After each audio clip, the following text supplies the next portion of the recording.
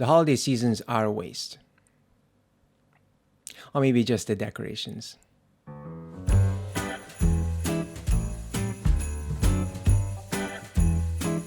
So I'm not sure about you, but putting up a Christmas tree is bothersome. Some people forget that the Christmas tree is kept in a storage space. And it's assumed that everyone has ample storage room in the house to keep a Christmas tree, which is true. There's nothing wrong with that assumption. The problem is people think it's always easy to access the storage room to get the Christmas tree out.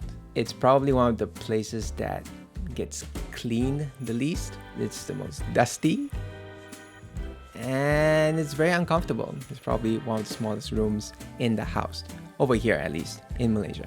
It does take a bit of trouble to, take out everything from the storage room, and then you gotta dust everything out. Take out the decorations that you only use for once a year, only to put it back a couple of weeks later. Yeah, so what's the point? What's the point of putting up these decorations? And in case you can't tell by now, this is a little bit of a rant video on my part.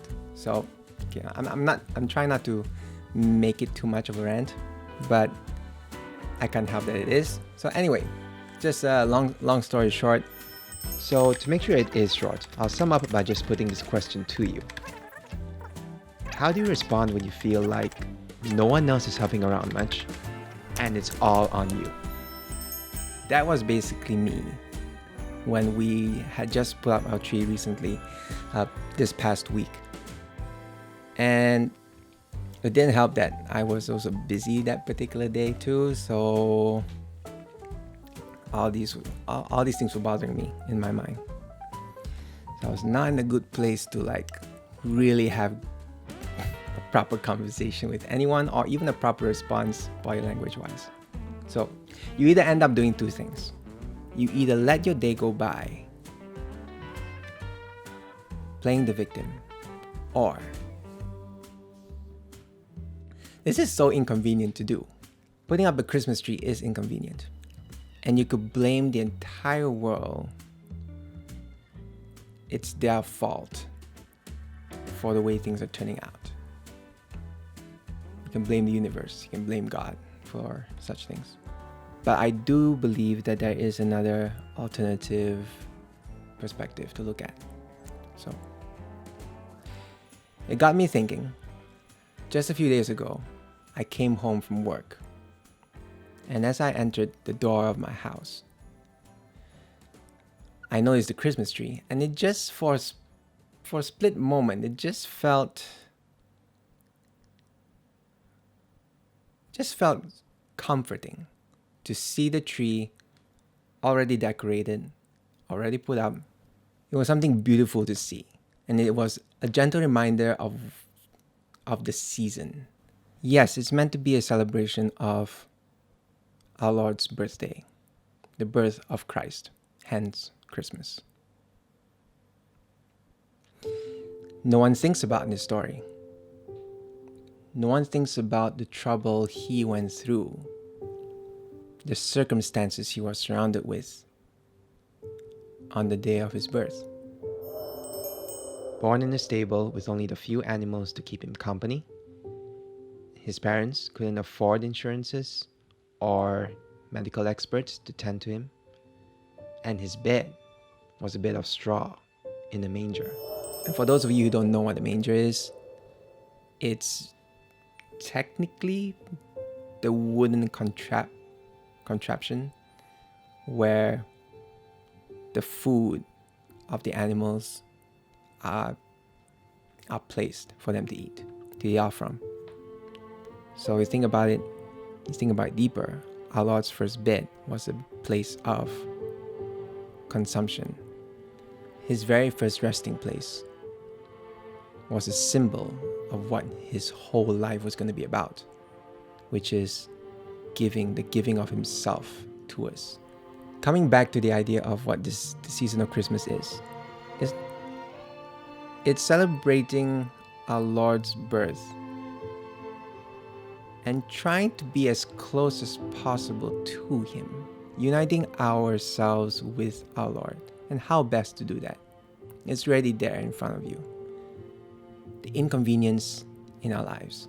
And I think we can use that to reflect on as a way of getting close to or closer to our Lord. If we focus this season more on the enjoyments of it, we tend not to think about Him. Because it's true. The more we enjoy ourselves, the less likely we are to even think about praying, or even talking to God, or even thanking Him for whatever things He's given us in our lives. And it's basically every day. In comparison to that, what we could do alternatively is bring whatever inconveniences and sufferings we have of the everyday of our lives. It doesn't have to be big. Start with the very small things, because small things do add up. A little goes a long way. And bring those little things to the manger. And in that sense, you could take it as presenting yourself.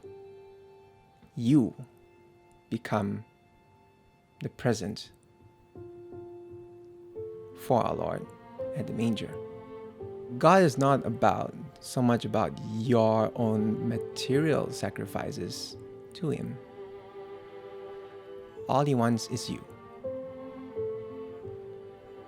And in His wisdom, the only way He could get all of you, all of us, is when we bring all our complaints, all our sufferings to Him. And all our mind is just focused on Him. And I'm not saying that your prayers should be all just a complaint, but our prayers on Christmas Day will be, thank you for the inconvenience. Without these things, I won't even be thinking of you. Thank you for giving me less of a very pleasurable Advent. And thank you for putting me in a circumstance where I can always remember you. And although it's hard, it's very hard not to complain about our situations. But thank you for at least giving me an opportunity to turn my gaze on you.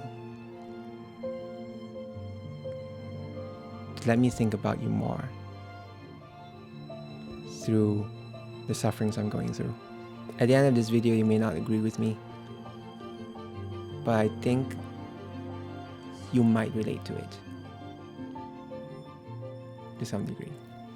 And I hope you can think about this wherever you are in life and whatever problems you meet throughout this next couple of days of Advent, approaching Christmas.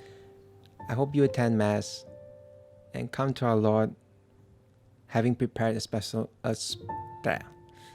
message. I hope that message would be, here I am, Lord. I take these problems to you. Please accept this as the best I've done to offer it to you.